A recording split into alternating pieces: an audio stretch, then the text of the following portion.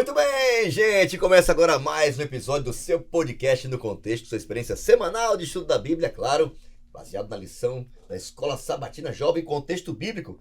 O tema dessa temporada tá incrível, gente. Olha, não poderia ser o tema, tá, gente? Porque resume muito bem a experiência de João com Jesus Cristo. O Verbo, enquanto todos os outros evangelistas começam com a descrição da genealogia de Jesus, veio de José, de Adão, não sei o quê. Lucas começa a partir da genealogia de Maria, né, descrevendo um pouco da infância de Jesus. Marcos também, tudo tentando encaixar Jesus na realidade humana, como é que ele entrou e passou a fazer parte e tal. João não, João já começa logo com os dois pés no peito. Não, ele não vejo nenhum, ele é o Verbo, ele é o autor da vida, aquele que falou e tudo passou a existir. Ele habitou entre nós, cheio de graça de verdade, e vimos a sua glória como a glória do unigênito do Pai. Assim ele descreve Jesus como sendo o próprio Deus, o Deus entre nós, né? Que habitou, que morou e que nunca vai deixar de ser humano. Ele vai ser assim por toda a eternidade. Tanto que ele vai morar aqui.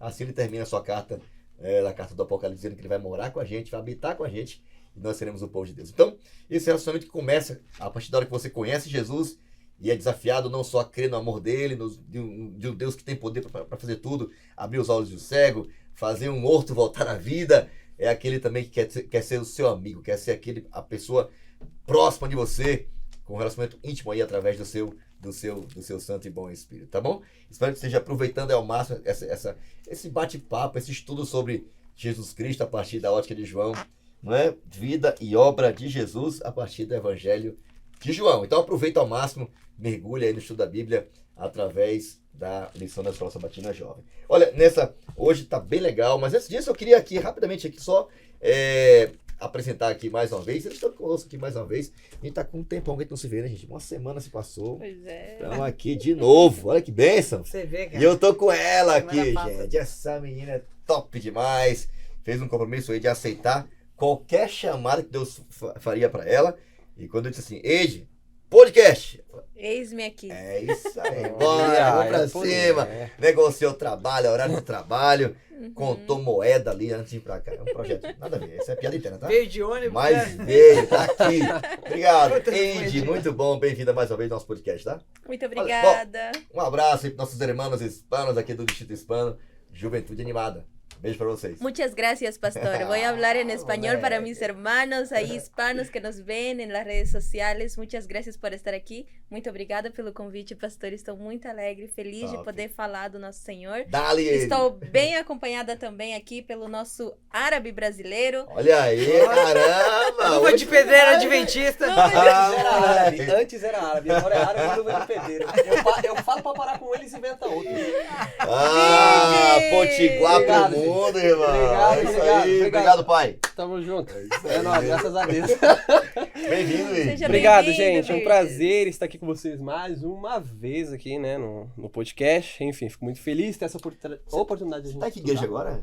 Frequentando assim? Olha, eu sou da Vila Matilde, mas desde que eu voltei eu não tô parando muito não, porque às vezes sai pra pregar, pra cantar ou ajudar uma igreja aqui e tal.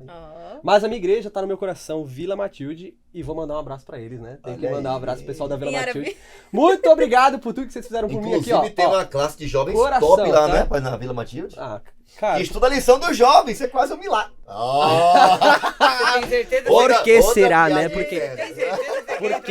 Porque será? Não, já falando de jovens que não estudam a lição dos jovens, eu gostaria de falar aqui o Max de São Paulo, ele é de São Paulo, 32 anos, como eu falei de novo, e apresento você, meu amigo, bem-vindo. Vou ter que falar. Não, entrar no assunto agora eu vou ter que falar. Ó, tem um testemunho aqui, gente, escuta aí, ó, vai lá. Vamos lá. Pessoal, aqui é o Pastor Max. Quero mandar um salve especial pra galera da Igreja da Vila Maria, os jovens ali que estudam a lição dos adultos. Jovens old! Que nós consideramos mais legal. Que não diminui o nosso estudo, galera. Mas como a gente vai se identificar e tem curtido, aprendido. Só constando aí, pessoal, que todo jovem aí, quando estuda a lição de jovens, a tendência normal é estudar a lição de adultos, tá, gente? Adolescentes, jovens e adultos. Mas a periferia do jovem que é top, hein? Top. É muito boa. Não. Sim, Eu pastor tava Marcos, aqui. perdão. Bem, tanto que eu estudei dos adultos pra vir aqui. Eu tinha esquecido. Que por sinal, E, né? cara- Que por sinal, né? Interessante, isso é importante, tá? A igreja Aham. tem uma lição mundial, né, pra igreja.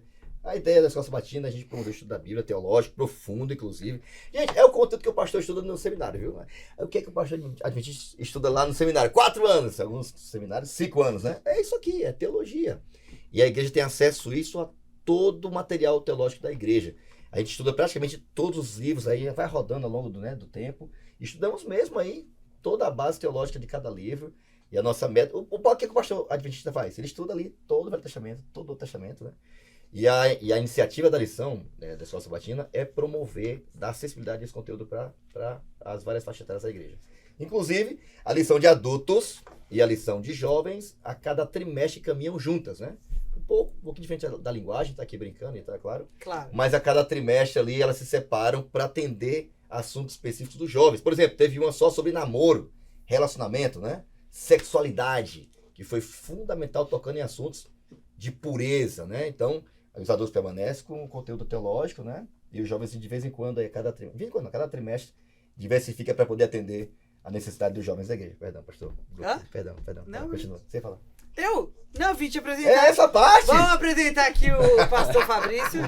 Nosso, Galera, jovens, prazer estar com vocês. nosso Papai Noel Adventista. Não, só o Leão, só falta a Juba. Tá? Ah, boa. Fabrício Falta- Leão. Papai Noel. Juba! Favor de papai. Ele tá inventando apelido pra todo mundo. Você né? viu? Ah, mas foi ele, Até o cara, final da foi lição ele. ele vai ver, cara. Fabrício Leão Costa. Mas se tivesse uma Juba era bom, né, cara? Eu passo todo mundo, gente, é tranquilo. Vamos lá. Bom demais, tá, pastor Nosso Max? líder aqui dos jovens. Muito bom. Eide, Perfeito. representando os hispanos aqui também, a juventude, né? E o nosso missionário aqui, gente. Você é uma Uma- inspiração, viu, cara? É uma vida Gosto de muito missão, de né, você. cara? Aliás, gente, ó, toca demais também, viu? Toca o violão. Olha, Testemunho lindo também, tá? Muito bom. Deus te abençoe, tá? amém. Vamos lá, gente. Eu queria também motivar, desafiar você também aí, aliás, né? Acompanhar nossas redes sociais aí, Jovens Adventistas APL. Lá tem todo o conteúdo do Ministério Jovem, da igreja, né? De forma geral, nossos eventos, nossos projetos.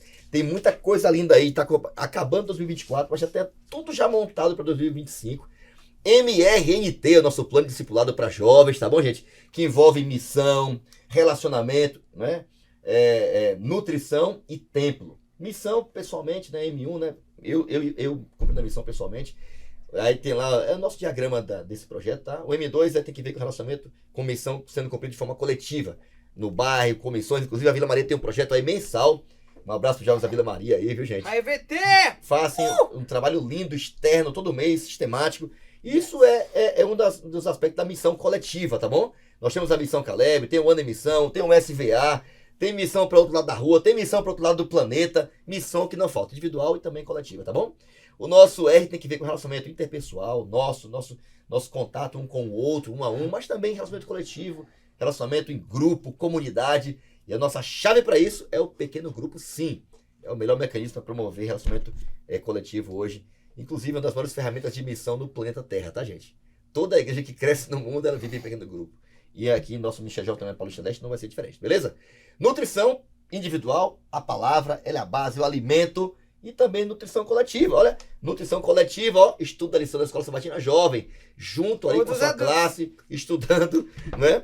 Então, com os jovens, esse é o recurso que a gente tem para estudar a Bíblia juntos ali com nossos jovens. É uma lição incrível, feita para isso, para promover o estudo da Bíblia de forma coletiva, nutrição coletiva. Aí tem vigília, tem um monte de coisa que a gente pode fazer de forma coletiva, mas a lição dos jovens é um encontro semanal, o nosso QG para estudar a Bíblia ali semanalmente. E o templo, lembrando que você é o templo vivo de Deus, tem relacionamento íntimo com Deus, viver uma vida de adoração, de fidelidade a Deus, mas também somos chamados para viver a vida de adoração de forma coletiva, adoração intergeracional. Nós não cremos em um ministério jovem que está ali feito só para jovens, linguagem só para jovens. Não cremos em um ministério jovem feito para jovens, mas com jovens, porque o jovem é a força da igreja. Diz Ellen White que é o sangue novo a correr nas veias da igreja. É com eles que a missão avança no mundo todo. Então é importante ter sim vida de adoração coletiva, em comunidade, pai, filho, idoso, jovem. Essa adoração é fundamental para o crescimento da igreja, tá bom? Esse é o plano resumido assim, tá? Vamos trabalhar com isso ano que vem e sonhamos que você também, como diretor de jovem, líder de jovens, professor de escola sabatina, tenha como nossos pilares a base do seu ministério jovem, o MRNT, tá bom? Missão, relacionamento, nutrição e vida junto aí no templo, adorando em vida coletiva. Bom, eu queria desafiar você também agora a fazer uma oração com a gente. Eu queria pedir aqui o vídeo que orasse, pedisse a bênção de Deus para o estudo de hoje, que tá muito da hora, gente. Olha, Ellen White tem um texto legal, que ela diz assim, ó, nós deveríamos passar tempo, né, pelo menos 1 hora por dia aí, ou tempo de qualidade, como o Max falou no nosso último encontro, só meditando nos momentos finais da vida de Jesus. Inclusive, eu fui pastor no Equador, né, também tive um tempo lá com o pastor Bruno, passamos 10 dias juntos, eu perguntei, como é que eu vou pregar, estou aqui fora do meu país, por onde eu deveria começar a pregar? Eu perguntei para ele disse assim, comece pela cruz, que você nunca vai errar. Então, João, ele convida a gente agora a olhar para a cruz, né? A olhar para os momentos finais da vida de Jesus e entender todas as promessas, né? O que ele queria que a gente fizesse. E é o que a gente vai fazer agora. Estamos fazendo assim já no finalzinho da lição e vai ser muito legal. Pede aí, Vides, a bênção, a orientação de Deus para a gente bater papo agora. Amém. Oremos. Pai amado, Pai de amor, nós te agradecemos, Pai, primeiramente pela tua misericórdia e por termos a oportunidade de estarmos aqui, Pai, todos nós reunidos e estudar juntos a tua palavra, Pai. Amém. Que o Senhor, teu Santo Espírito, nos use e tudo que a gente for fazer aqui a gente possa aplicar em nossas vidas e que as pessoas através disso possam saber quem é Jesus Cristo. Amém. É o que te pedimos e agradecemos em nome do amor do Senhor Jesus. Amém. Amém, amém. Tema de hoje, no episódio de hoje, a hora chegou. Eu quero convidar você, depois de ler o capítulo todo, gente, capítulo 18 de João, uma descrição linda, todo o processo, né, os detalhes da traição de Jesus, da negação de Pedro, né, isso acontece por mais de uma vez, né, o julgamento, né, todos os julgamentos injustos que ele passou, todas as regras que existiam na época foram quebradas, foi tudo injusto. Inclusive aqui termina o capítulo falando da sua condenação e morte. Mas eu vou ler só o começo aqui, tá? No versículo 1 em diante, né? Jesus é traído e preso, e é descrito assim, ó, depois de dizer essas coisas, Jesus atravessou com seus discípulos para o vale de Cedron. Entrou num bosque de oliveiras, ou num jardim, né? Outras traduções dizem aqui. Judas, o traidor, conhecia aquele lugar. Por quê? Porque Jesus era muito comum, Jesus estava sempre naquele lugar, né? Dava orientações para eles, orava sempre ali com eles, passava noites de oração. Judas, o traidor, conhecia aquele lugar, pois Jesus tinha ido muitas vezes ali com seus discípulos. Os principais sacerdotes e fariseus tinham dado a Judas um destacamento de soldados e alguns guardas do templo para acompanhá-lo. Eles chegaram ao bosque, ao jardim das oliveiras, com tochas, né? Lanternas e armas. Jesus, sabendo tudo o que ia lhe acontecer, foi ao encontro deles, mesmo sabendo de tudo. A quem vocês procuram? Ele perguntou. A Jesus de Nazaré, responderam. E essa parte é muito linda. E ele disse o seguinte, sou eu, disse Jesus. Judas, o traidor, estava com eles. Quando Jesus disse, sou eu, todos recuaram e caíram para trás no chão. Mais uma vez eles perguntaram, a quem? Imagina, depois de levantarem atordoados, a quem vocês procuram? Perguntou de novo Jesus. E novamente eles responderam, a Jesus, o Nazareno. A Jesus, e já lhes disse que sou eu, respondeu ele. E uma vez que a mim, que vocês procuram, até nessa hora, achei lindo, ó, deixem estes outros irem embora. Resumo do evangelho. Fantástico. Deixa eles irem, que eu fico no lugar. Pode matar a mim, pode. É, Fantástico. Essa parte aí sobre o jardim do Getsemane, no caso, ela é importante para o cenário bíblico, porque a Bíblia começa com o jardim e ela vai terminar com o jardim, né? Uhum. Então, o jardim é o cenário perfeito que Deus tinha instituído para os nossos pais estarem. Ali surge o pecado e Deus promete que um dia a gente ia voltar para casa. Nós voltaríamos para o jardim, né? E entre esses dois tá ali o Getsemane. E Jesus... E o jardim também, né? Exatamente. Nesse terceiro jardim, aí que faz essa intersecção e que mostra Jesus diante desse desafio, né? De no meio desse conflito, tomar o protagonismo, né? De carregar todos os pecados. Assumir a liderança ali do Exatamente. processo. Então, é interessante porque ele transforma o jardim, que é um lugar de paz, num cenário de guerra. E é isso que se trata a Bíblia. É um grande conflito. Sensacional. É isso aí. A tira da semana, gente, tá até, inclusive falando de jardim, né, ela começa descrevendo, né, essa parte Essa ficou legal, hein? do jardim, né? Eu gostei dessa. E o que essa decisão, para onde essa decisão que ele tomou no jardim levou ele, né? Uhum. Diz o texto que ele já sabia de tudo e foi para cima, né? cumprir a missão dele. Rapidinho, só queria ouvir de vocês aqui, qual a impressão da tirinha da semana, que foi bem legal realmente. Eu queria ouvir o comentário de vocês aqui. Rapidez. Olha, pra mim, essa quebra de expectativa, né? Porque quando a gente ora, a gente fala o que a gente quer e nós somos ensinados a dizer que seja feita a sua vontade, né? Foi feita a vontade de Jesus, sim ou não? Então, por um lado, Jesus queria que o pecado das pessoas fosse perdoado. Mas ele queria um jeito mais fácil. Não havia jeito mais fácil. Uhum. O caminho da vitória era o mais difícil, né? Então, isso pelo menos me confronta de você realmente quer que a vontade de Deus seja feita? Né? Por quê? Porque ela não vai ser sempre o que você quer, mas você vai olhar para trás e vai dizer que vale a pena. Certo? E aí, galera? Bom, ali no momento, na primeira imagem que a gente vê, é um momento muito crucial, né? A Bíblia até fala, ele soou sangue, né? No momento que ele estava tão desesperado. Ele fala, Pai, se é possível, afasta de mim esse cálice, mas que seja feita a tua vontade. Mesmo ele, porque ele estava como a gente, corpo humano ali, com medo, angustiado, mas ele sabia o que ia acontecer no final. E aí no final ele fala que seja feita a tua vontade. E a vontade de Deus foi feita. E isso também a gente pode trazer para nós mesmos. Às vezes a gente ora, pede alguma coisa, mas não é aquilo que a gente esperava. É aquilo que é a vontade de Deus. E Jesus demonstrou isso. Mesmo ele talvez tendo medo, tendo alguma angústia ali, decidiu seguir o que é a vontade de Deus, que é o caminho da vitória e que foi feita a vontade dele.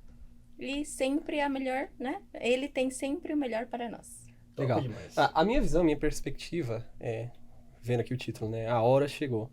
Em alguns momentos, na narrativa bíblica, Jesus fala, minha hora ainda não é chegada, né? Ainda não chegou minha hora, meu momento. E enfim, e aqui mostra, e em outro momento ele fala, a hora chegou. Isso mostra que Deus tem tempo certo para específicas coisas, né? Uhum. Que Deus, antes de tudo, já tem um tempo estabelecido. E eu coloquei aqui, por exemplo, que isso é exatamente isso, que Deus tem uma hora pré-determinada para tudo, isso a gente pode aplicar para nossa vida, tá? Assim como foi aplicado aqui na tirinha, e que vale a pena esperar esse tempo pré-determinado, vale a pena esperar a hora de Deus, porque com Cristo morrendo e fazendo o que ele fez com a hora determinada, ele conquistou, ele tem um reino agora, ele será rei com isso. Uhum. Olha que tamanho que é esse feito, né? E enfim, imagine nossas vidas quando a gente obedece ao Senhor, faz a vontade dele e no tempo dele. Quantas maravilhas nós podemos viver, né? Entendeu? Top demais. Bom, pra mim, a minha impressão é que as melhores decisões da vida, da nossa vida, elas precisam ser feitas com oração, né? Jesus, ele passou pelo vale orando, né? Então, você percebe que enquanto Adão se afastou de Deus e foi para longe da vontade de Deus, nesse jardim, Jesus corre para perto de Deus, né? Para clamar por Deus, né? E o final, né, dessa história toda, desse enredo todo, é uma separação que acontece no jardim, né? Ela se funde agora aqui de novo, porque é onde Adão perdeu, Jesus ele vence, né? E foi essa vitória no jardim que possibilitou, né, a gente ter o privilégio de um dia sonhar de novo, estar como Adão um dia esteve, né, na presença do Pai, desfrutando da companhia dele. E a cruz foi o único meio para isso acontecer, né? Vides, Wade, o de jardim é descrito, como o pastor Max já colocou, como um cenário de guerra, né? E Jesus, quando ele se apresenta nesse jardim, né, ele se apresenta de uma forma assim, muito curiosa, né? Porque Jesus ele é levado à morte, e uma das principais acusações que são feitas a respeito dele é que ele estava alegando ser Deus, né? Uhum. Então, a maior blasfêmia que ele estava sendo acusado é porque ele disse, né, alegou, João capítulo 5 também descreve isso, tanto que ele é quase apedrejado, né? E como é que ele se apresenta nesse jardim aqui? Bom, aí vemos a comparação, né, dos dois jardins, da prisão de Jesus, que está em João 18:5, né, e também da prisão do outro jardim, que é que diz na lição. O jardim também tem em Gênesis, né? No livro de Gênesis, um jardim que foi o cenário em que a humanidade caiu pela primeira vez em pecado. Aí no outro jardim, o João identifica o cenário da prisão de Jesus como um jardim. Vemos essa comparação que teve entre esses dois livros e que como tudo se entrelaça, né, entre eles mesmo. Cristo obteve a vitória no mesmo tipo de lugar em que Adão e Eva foram derrotados. E depois de descrever o local da prisão de Jesus, João revelou que era um local bem conhecido, para onde ele se retirava com frequência e onde Judas sabia que o encontraria. Então, segundo a tradição cristã, foi nesse mesmo jardim que Jesus conversou à noite com Nicodemos. Nesse caso, a conversa em que Cristo descreveu pela primeira vez sua missão teria ocorrido no mesmo cenário no qual essas palavras se cumpriram. É o que fala aqui, né? Jesus confrontou soldados, ele fala, sou eu. Aí também vemos a comparação em Êxodo, que está em Êxodo 3,14, que diz assim. Só um minutinho. Êxodo 3,14 diz. Disse Deus a Moisés, eu sou o que sou, disse mais, assim a vós outros. Então, em João, ele também fala, as pessoas foram lá, confrontaram ele e ele falou, quem vocês estão procurando? Sou eu sou Jesus, eu sou a pessoa. Então, no original em grego, essa é a mesma expressão que em outros textos também é traduzida como eu sou. Aí, a gente vê também nesse capítulo que João nos informa que Jesus, ele estava ali para proteger também os discípulos, porque acompanhando João, no capítulo 18, versículo 8, disse, então Jesus, já vos declarei que sou eu, se a mim, pois que buscais deixar ir estes. Vemos também aí como ele protegia os seus discípulos, como ele, porque ele tinha plena confiança em Deus, ele protegia os seus discípulos, ele estava ali para amá-los, para protegê-los, porque ele veio para servir e não para ser servido. Top demais, Eide. Essa descrição de Jesus, né, no jardim, como ele se apresenta, né? E eu acho interessante, né, como Jesus, ele, de forma intencional, né, faz as conexões, né? Tentando dar uma declaração clara a respeito de quem ele era, né? Uhum. Inclusive, mais uma vez aqui vou recorrer, né, a descrição dessa escritura chamada Ellen White. Ela apresenta Jesus em todas as teofanias, né, ou manifestações de Deus ao longo do tempo, antes dele encarnar, antes dele ser um ser humano, né, antes dele assumir a forma humana, a Bíblia diz que ele era aquele, né, que se apresentava para Adão e Eva no jardim, né? Foi o rosto deles que eles viram quando acordaram. Né? Após o pecado, era aquele que ficava ali dentro do jardim, eles fora, eles iam oferecer a sua oferta, né? É aquele que apareceu para Moisés na sarça queimando, né, no meio do nada. Era o jardim, era o anjo que vinha dar o recado para Abraão. E era aquele cavaleiro que foi anunciar para Josué, a gente vai invadir aquela cidade ali. É o mesmo que apareceu para Daniel, né, como um juiz sentado, levantado e julgando a favor do povo de Deus, né. Acho bem interessante isso, porque Jesus agora, ele disse nessa parte aqui, no livro Desejar Todas as Nações, lê esse capítulo, é muito bom, viu? De Getsemane. Quando ele fala que ela diz que a divindade de Jesus irrompe a humanidade. E quando isso acontece, não tem como, cara. Foi assim com Daniel, né? Foi assim com Isaías.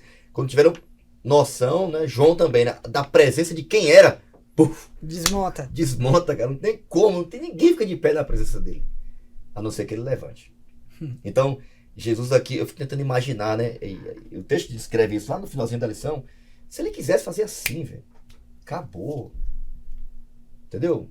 Um estalar de dedos e tudo deixaria de existir. Fulminaria todo mundo. Uhum. Se ele se revelasse como ele acabou para todo mundo. Então ele se esconde para poder se revelar. Mas nessa hora aqui, saiu um pouquinho assim, sabe? Foi o suficiente. E mesmo assim, né? Mesmo diante dessa situação toda, diante desse episódio todo, mesmo assim seguiram no seu plano. Então, Jesus, ele não confronta, ele não vence pelo poder inerente que tem nele. Isso eu acho fantástico. Jesus vence esse confronto através do amor, cara, do sacrifício, da entrega, da rendição, da humilhação. Ele se permite passar por tudo isso, porque ele sabia que a missão dele, como disse a lição aqui, era morrer por cada um de nós, né, numa cruz. Vides, depois desse encontro no jardim, ele é preso e segue-se aí toda uma sequência de julgamentos. O que acontece em um desses julgamentos? Começa, né, pelo sogro de Anás, né? Caifás, perdão, que era Anás. E eu queria que você tentasse descrever aqui um pouquinho aqui, como foi que Jesus respondeu às injustiças que ele sofreu diante de cada julgamento que ele passou. Exatamente. Aqui chegou minha parte. Terça-feira, que diz aqui perante os sacerdotes. Né? Eu vou só dar uma lida aqui na lição pra gente ter um contexto rapidinho. Como você falou, né, que depois que os guardas prenderam Jesus, levaram até Anás e o sogro, essa parte você falou. E diz, quando Jesus foi levado para o pátio, né, 2 discípulos o seguiram. Aí eu vou falar de um ponto importante e vou citar aqui uma pessoa muito importante também, que é bem conhecida, né, o tal do Pedro. E aí diz assim, ó, que João solicitou que Pedro fosse autorizado a entrar e os 2 homens entraram. Enquanto Jesus respondia os acusadores, lá, né, Pedro se aquecia junto ao fogo com a multidão, né. Aí diz aqui que a empregada, gente, que era encarregada da porta, né, perguntou a Pedro se ele era um dos discípulos de Jesus. Falou, meu amigo, você tá sentado aí se aquecendo, vem cá.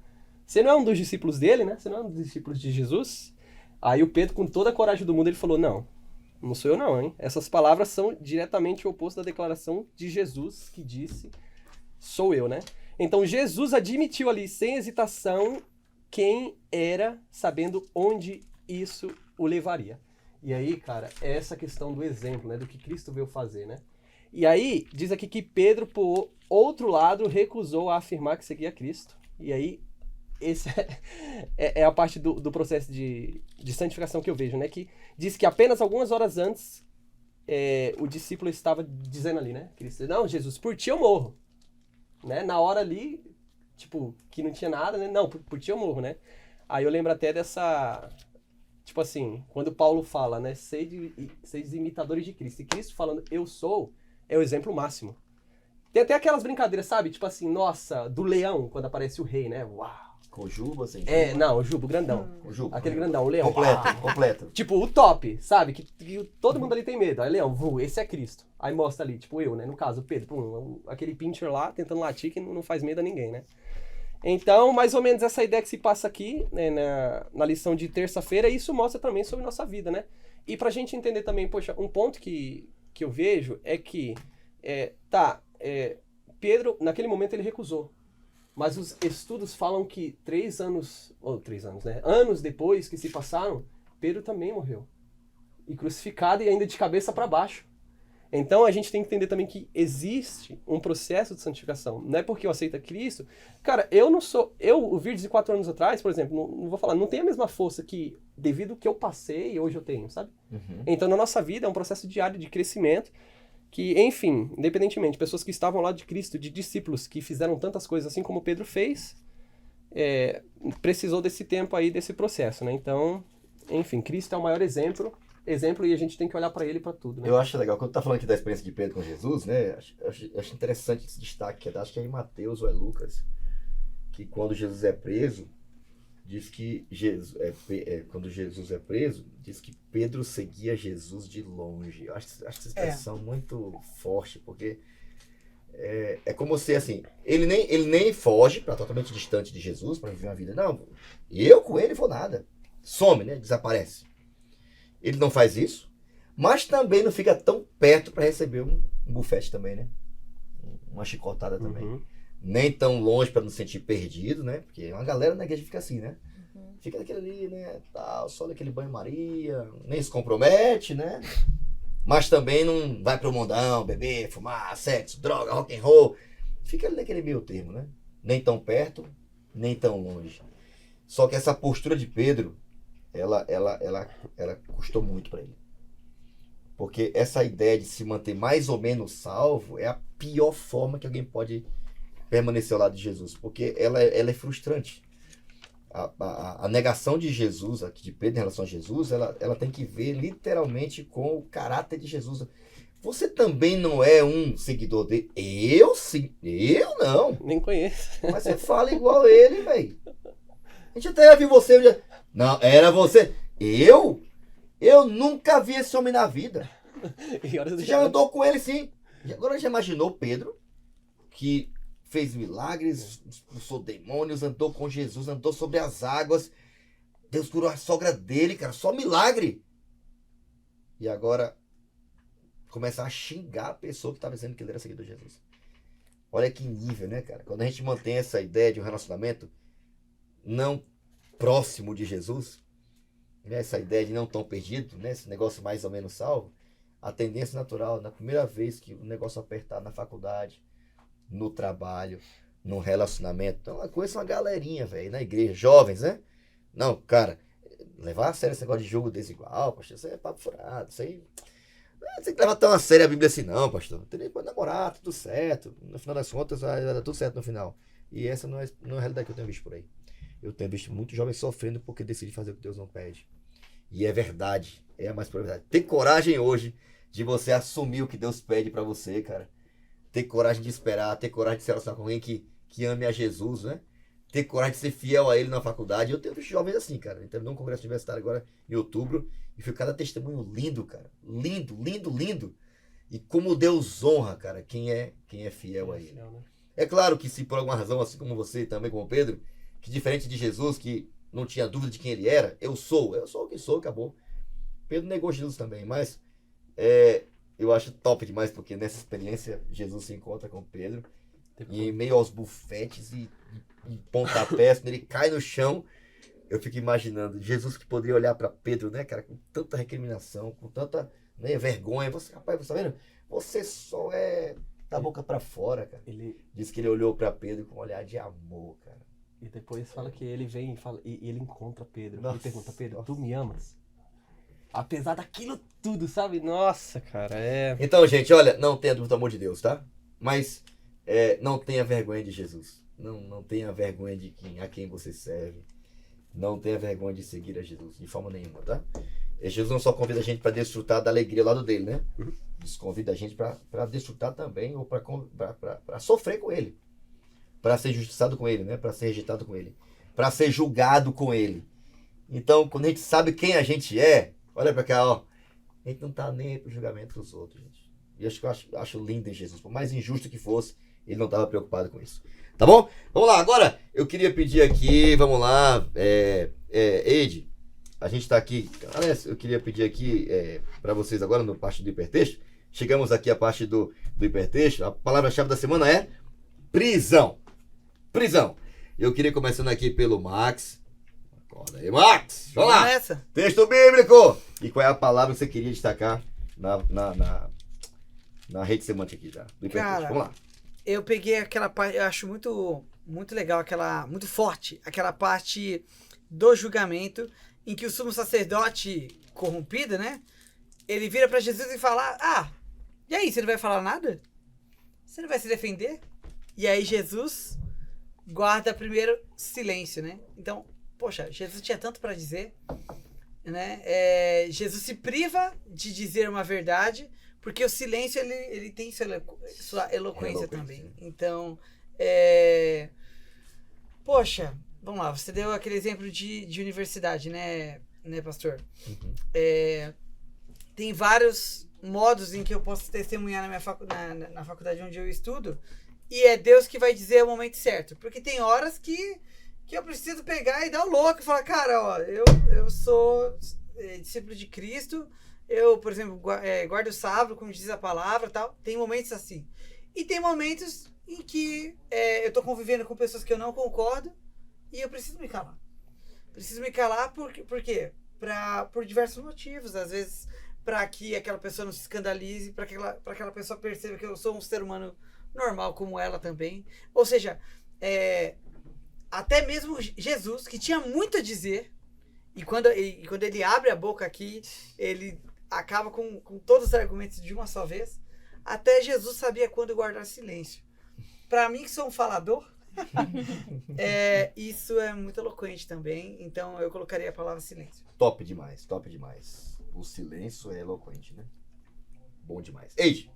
Bom, o meu texto bíblico está em Mateus 27 e 26, que diz assim: Então Pilatos lhe soltou Barrabás e, após haver açoitado a Jesus, entregou-o para ser crucificado. A minha palavra é entregar. Jesus se entregou por amor, mas ele também entregaram ele para ser crucificado. Muito bom. Entrega. Fides, texto, qual a tua palavra? Lucas, capítulo 23, versículo 15, diz: Nem tampouco Herodes, pois não o tornou a enviar.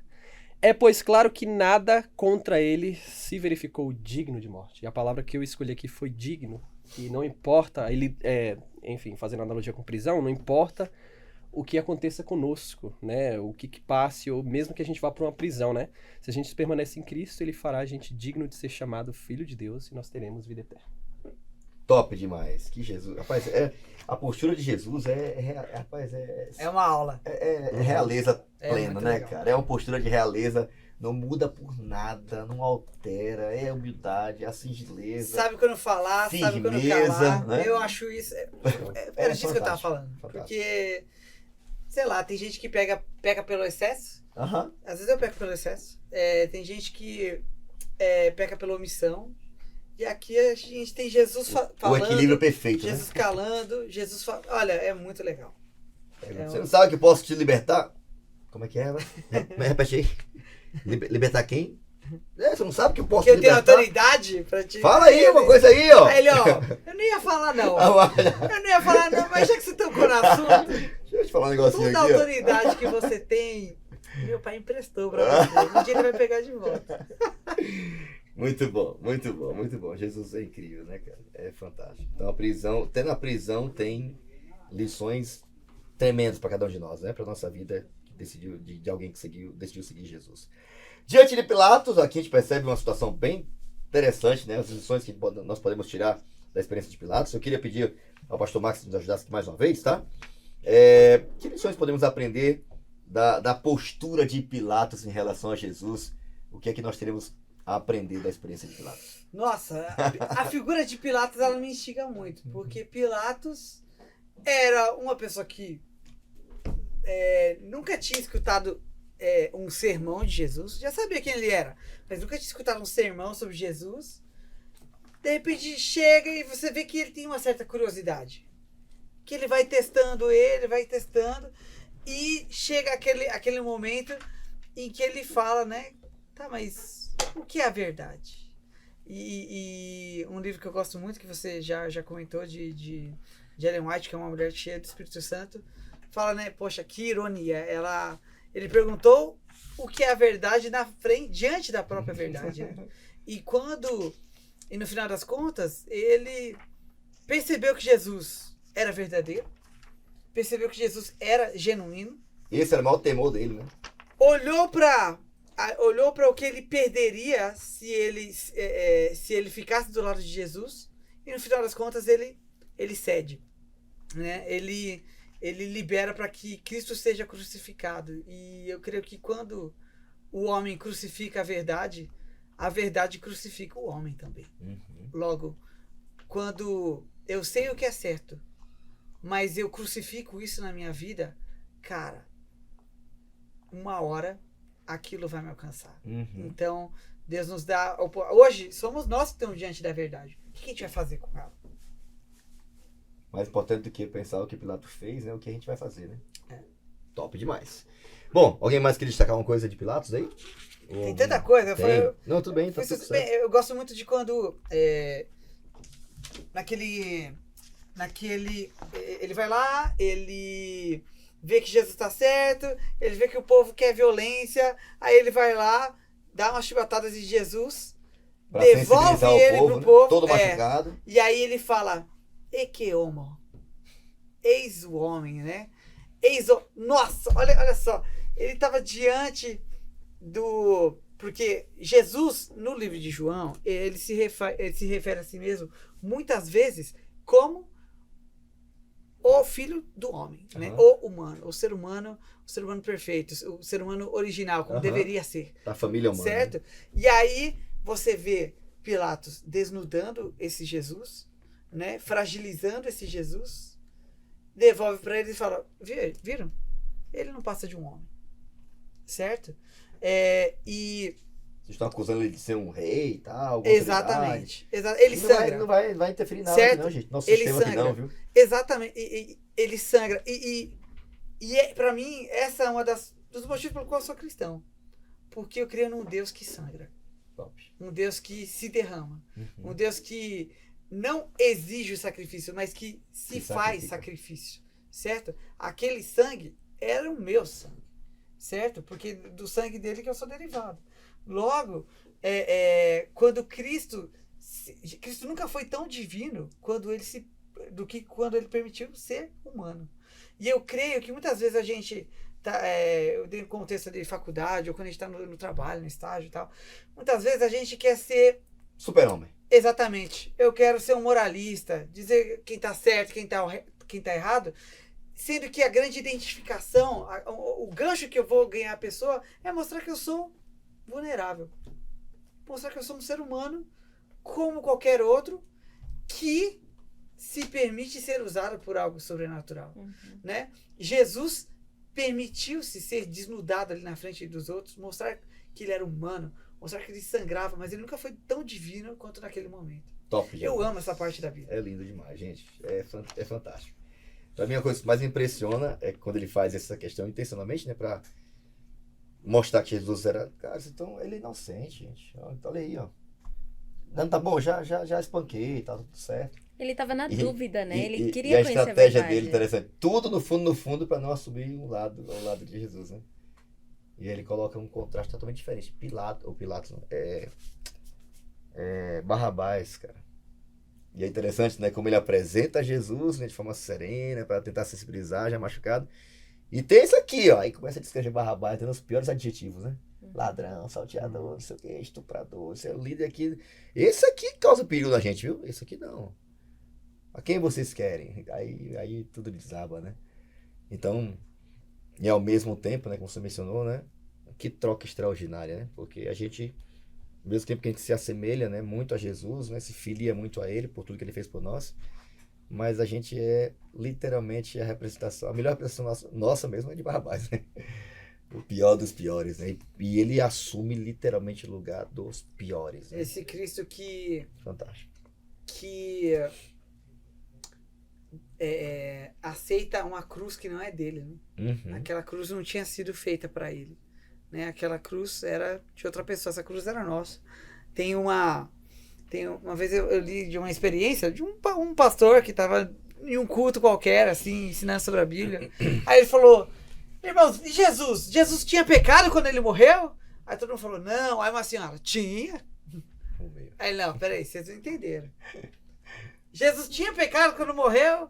Aí todo mundo: não, ela tinha. Aí, mas como assim, irmã? Ele tinha o meu pecado, né? Então aquela cruz foi feita pra gente, né? E Jesus tomou a cruz dele, né? A nossa cruz, não só para que a gente não morresse, mas para dar o exemplo para que a gente também tome a nossa cruz, né? Para que a gente saiba que tem um caminho, porque a pessoa que tomava a cruz, ela tinha que passar pela vila ali e ser zoada pelas pessoas, ser humilhada, ser cuspida, aquela vergonha, aquela humilhação. E muitas vezes, na dinâmica cristã, isso vai acontecer. Você tem coragem de comprar a briga? Você tem certeza no que você está se metendo? Porque o meu caminho, Jesus está falando, o meu caminho é caminho de cruz. Mas o meu caminho, ele é caminho de ressurreição também. Cara, sensacional. Só enfrenta o caminho da cruz quem sabe quem é mesmo. Tem jeito. Então eu fico mais você mencionando, porque esse processo era literalmente feito, tinha todo o protocolo para crucifixão, quem deveria morrer, para quem era esse tipo de morte, né? Então Jesus se submeteu a um processo desse, ele tava abrindo assim, ó, tá vendo? Eu tô aqui porque eu sou maldito, cara. Eu sou realmente tudo isso aqui que essa cruz representa.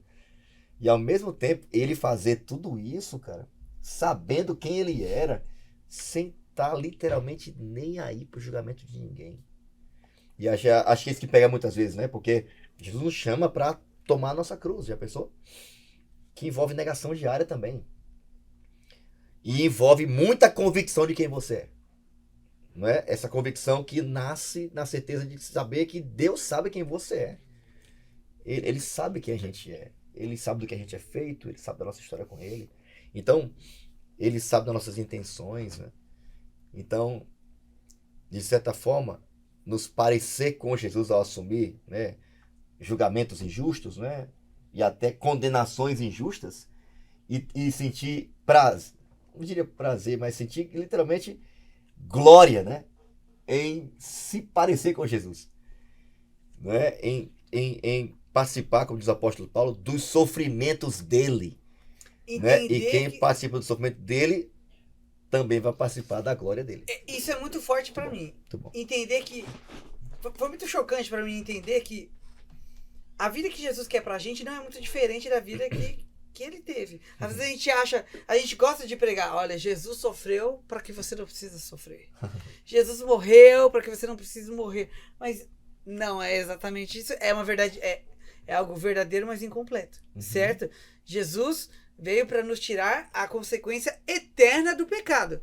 Agora, essa sabotagem do pecado, né? Essa experiência. Você tá imune, hein? Exatamente, de estar aqui no meio do fogo, no meio dos leões e estar firme. Olha, não é fácil, não. Por isso que a oração dele da lição anterior foi tão importante, né? É. E Deus tem atendido essa oração, viu, gente? Porque você se manter fiel a Deus, não perder a sua fé, não desabar, não duvidar de Deus, não se turbe o vosso coração, não se desespere, não, porque continue crendo em meu Pai, crê em mim, né? Vai ter momentos difíceis aí, vai vir muita turbulência. Então, manter a fé quando tudo parece dizer o contrário, aí que é o esquema verdadeiro. Porque ele orou por nós por esse motivo, para a gente não ser engolido pelo mundo. Por uma vida sem Deus, sem fé e achar que é assim mesmo, essa vida, tchau. Não, eu oro para que o Senhor guarde eles desse mundo. Senhor. Então, toda vez que a gente é guardado, é porque alguém intercedeu pela gente. Então, Jesus, ele passou por julgamentos bem infames, né? A lição termina falando sobre isso aqui, né? E eu queria ouvir as considerações finais, nosso tempo também já foi, mas eu queria ouvir de vocês aqui, porque quem sabe uma das coisas que mais gera, de certa forma, indignação na gente, que a gente vê e lê, assim, sabe? Tenta entender todo o processo que envolvia. A lição dessa semana falou que todo o processo foi desrespeitado. Julgamento de noite, feito num lugar que não tem nada a ver com essa jurisprudência, né? Eles não tinham poder para fazer nada do que fizeram. As acusações, as testemunhas falsas, né? Todo o processo feito, né? Quando Pilatos fez aquilo, Pilatos imaginou o povo já de cara, os filhos falou assim, não, crucifica. Todo mundo começou a falar crucifique, cara, do nada. E Pilatos ficou sem saber o que fazer. Então, quando de fato eu quero agradar a maioria, cara, quando eu quero ter a aprovação da maioria, eu vou me lascar, eu vou me frustrar. Eu tenho que ter a aprovação de Deus, cara. Eu tenho que querer fazer o que Jesus pede, a vontade e a verdade dele. Ele é a verdade. Então, tô preocupado com a verdade dos outros, ou com a aprovação dos outros. E Pilatos cai nesse erro terrível, né? De submeter só o que a maioria quer. Então, e aí nem consiste a questão do mundo, né? O amor do mundo, o amor de fazer o que não é a vontade de Deus, é a vontade do que... Se todo mundo faz, então eu faço também. Se todo mundo, né, sei lá, transa esse casamento, eu vou fazer também, porque todo mundo faz, não dá nada. No final eu vou casar, vou ser feliz, ser do mesmo jeito. Tem jovens que eu conheci que falam a mesma coisa assim. Pastor, eu tenho amigos aí, fala de pureza aí, mas no final tem a galera que faz tudo aí, depois casa. Tá aí na igreja, família, tudo. Então, eu acho muito neurótica essa ideia de ser fiel. Então pergunta lá para José. O que seria se ele não tivesse sido fiel? Pergunta lá para ele. Então, Deus, ele convida a gente a também conviver com essa realidade de que sim, nesse mundo a gente vai ser mal interpretado e julgado. Jesus passou por isso também. Eu queria ouvir as considerações finais de vocês aqui, começando pela Edinha. Claro, pastor. Bom, como vocês estavam falando, escolher Deus sempre, em qualquer ocasião da sua vida, né? Isso tem acontecido na minha faculdade. Eu estudo de noite, aí tem sexta à noite que a gente estuda e eu não vou pra sala, né? E tem uma colega ali da minha faculdade que ela sempre pergunta, ela gosta de ficar sabendo das coisas que eu faço, porque chegando na faculdade eu já falei, eu sou adventista, eu acredito em Deus, eu faço as minhas coisas, e ela, por que você não vem de sexta? Falou, é porque eu amo Deus, e é um conselho que ele nos dá, nas leis ele fala, respeita o sábado, e ela cada vez mais está interessada. E um dia desses, em nome de Jesus, posso levá-la lá para a igreja. E é isso, você decidir fazer tudo que Deus pede, seguir as leis dele e tudo que ele tem nos deixado. Também nas considerações finais aqui da nossa lição, os dois personagens que a gente comentou, né, sobre Pilatos, ele desejou conhecer a verdade. Ele estava na dúvida, né, será que... Mas por que ele... Porque tudo que Jesus tinha falado naquele momento agitou o coração dele. Ele ficou nessa dúvida, falou, mas ele é a verdade? O que é a verdade, então? Mas ele mesmo, com o coração agitado, decidiu seguir os outros. O tumulto, de fora, né, lembrou os interesses do momento que ele tinha naquele momento, naquele lugar. Também tem, infelizmente ele não... Bom, tava escrito, né? Então ele toma a decisão certa. Também tem a história de Pedro, que eu sempre gosto de me comparar com ele, sabe? Se eu estivesse no lugar de Pedro, o que eu faria? Porque ele viu todos os milagres que aconteceram, como Jesus falava, ele vivenciou, eu estava do lado dele. Eu fico pensando, se eu estivesse ali com Jesus, o que eu faria? Será que eu negaria ele? Será que eu faria a mesma coisa que Pedro fez? Mas também Pedro, infelizmente, tomou a decisão de negá-lo. E eu me vejo ali naquela cena, imagina eu negando ele, e que depois Jesus olhe para mim, porque aqui fala, né, que ele, quando Pedro negou, Jesus olhou para ele com tristeza, com amor, mas, poxa, feriu o coração de Jesus. Ele me conhecia, ele estava lá comigo. Nossa, e quando eu escutei uma pregação também sobre Pedro, eu imaginei e comecei a chorar. Falei, nossa, imagina ele lá sentado, olhando para Jesus, tudo que ele fez e faz. Nossa, que triste. Mas também a história de Pedro, quando a gente pode acompanhar na Bíblia, ele não teve um final de derrota. Ele reconheceu o erro e ele continuou. Ali fala sobre a pregação dele, quantas pessoas aceitaram Jesus por meio dele. Então, é um exemplo para nós hoje em dia. Poxa, tem vezes que a gente, infelizmente, vai tomar a decisão errada, que a gente vai negar Jesus, que a gente vai tomar algo que não deveria ter sido aceitado, não deveria ter sido seguido. Mas o importante é a gente reconhecer quem é o nosso Salvador, a gente reconhecer o caminho, qual que é o caminho, que é o caminho da verdade e da vida, porque temos os dois, a morte e a vida. Então, temos que escolher a vida, porque no resultado final sempre haverá algo bom, porque é a vida eterna, né? Amém. Muito bom. Falou os sinais, brother. Agora acabou Bora, você. Acabou, vamos lá. Agora comigo. Rapidinho. Tá, vamos lá. Diz aqui numa parte da sexta, diz que ele sofreu proporcionalmente a perfeição de sua santidade e o ódio pelo pecado, né? Ser julgado por pessoas que agiam como demônios era um sacrifício sem fim, né? Imagina aí ver os aqueles que eles criaram sendo totalmente possuídos pelo diabo e indo contra ele. Exatamente. E aí, nesse sacrifício que a gente também se compara com Cristo, a gente tá falando sobre esse contexto, sobre a vida cristã em si, muita gente, isso é muito comum na igreja, acha que quando a gente tem esse sofrimento, esses sacrifícios, nós temos ausência de felicidade. Mas isso não é verdade, sabe? Muita gente vê o que está ao redor e acha que felicidade começa pelo que está ao redor. Na realidade, a felicidade ela começa pelo que está aqui dentro de nós. Independentemente do que tu tem, do que tu passe, cara, se você tem um propósito no seu coração, você é feliz. Eu já tive momentos, assim, que, assim, poxa, não vou falar que bem financeiramente, mas tranquilo, né? Com pessoas, com amigos ao meu lado, e que, cara, eu às vezes não encontrava muito um propósito. Mas eu já tive também outros momentos que eu não tinha nada, acho que eu tinha um pão pra comer. De noite, na realidade, um pão mordido pelo gato. Que mordeu, cara, que raiva que eu fiquei daquele gato. Eu não matei porque Deus falou, não matarás. Aquele gato... E naquele momento, gato cara... comedor de pão. O gato era a minha janta, cara. Eu não sei quem tava com mais fome, eu ou o gato. Mas... E, cara... E eu tinha assim, um propósito no meu coração. Eu tinha algo que eu fazia que, cara, aquilo me dava uma felicidade tão grande assim, sabe? Então, sim, nós teremos aflições na nossa vida cristã, nós teremos tudo isso e, cara, isso faz parte, isso é um processo de crescimento. Mas isso não significa que você não vai ser feliz. Muito pelo contrário. Quanto mais você sofre por Cristo, mais digno você é. Isso é um privilégio, sabe? Então, enfim, Deus tem tempo para tudo, correto? Nós temos um propósito a cumprir. Nós teremos, sim, julgamentos, nós teremos dificuldades, mas são nessas fraquezas, quando a gente é fraco, que a gente se torna forte em Cristo. E, enfim, é um privilégio servir e ter essa oportunidade aí de passar por isso. Top. Assim como Cristo, né? Um pouquinho viver, um pouquinho que viver. Amém. Max, palavras finais aí, rapidez. Eu gostei do que você falou, cara. Quando a gente olha para Jesus e Pilatos, você vê um cara que era dono de tudo. Desculpe. Vamos lá. Vamos falar sobre Jesus. Eu falei, cara. Então a gente tem Jesus e Pilatos. A gente tem um homem ali que é dono de tudo, dono do céu e da terra, mas que se esvazia em prol de um propósito. E aí você vê um outro cara que, o que Jesus falou pra ele, né? Cara, a sua autoridade veio de Deus. Ou seja, você não é ninguém. Você é o que eu permiti que você fosse. Mas ele teve a chance de... Ele viu o que era certo, viu o que era errado, mas ele pensou nele.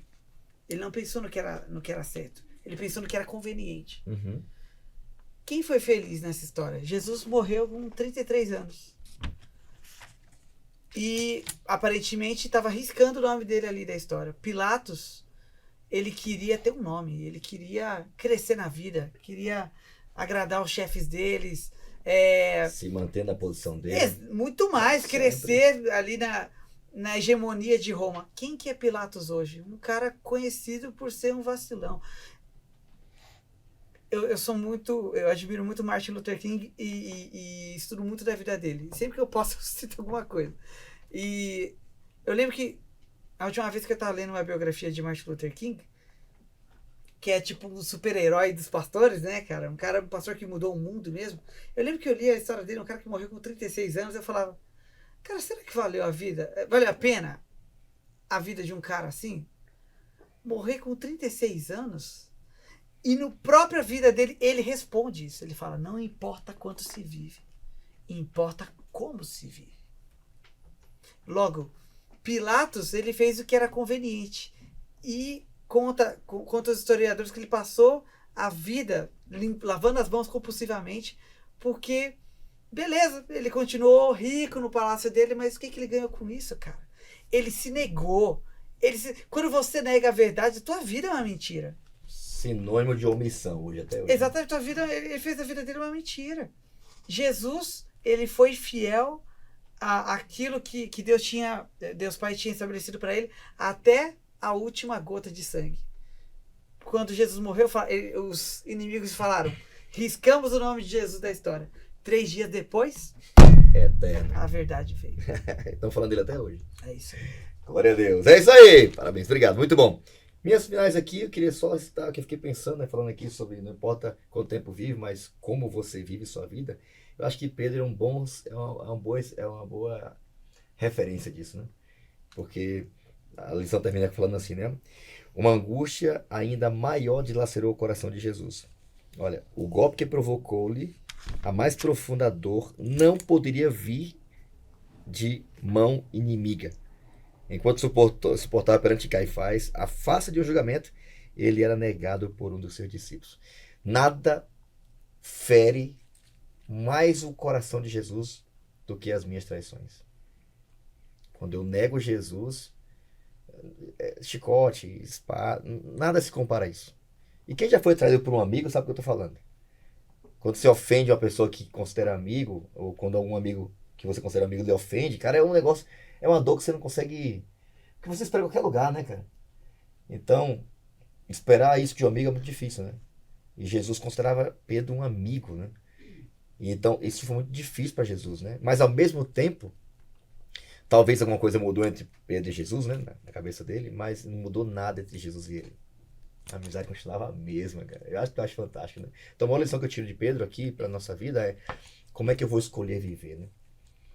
Ok, eu posso fracassar, como Pilatos também fracassou, né? Pedro também, do mesmo jeito. Igualzinho Judas, não mudou nada. Mas o que ele fez com aquilo é que mudou tudo, né? Como ele decidiu viver a partir dali é que mudou tudo, né? Então, ok, a gente pode negar Jesus, a gente faz mais frequente do que você imagina. Eu faço. E tenho vergonha das vezes que eu neguei ele. Mas Deus me dá a chance e dá a chance a todos nós aqui de a gente poder escolher um caminho diferente, né? Um caminho agora de fidelidade, não de arrogância e autossuficiência.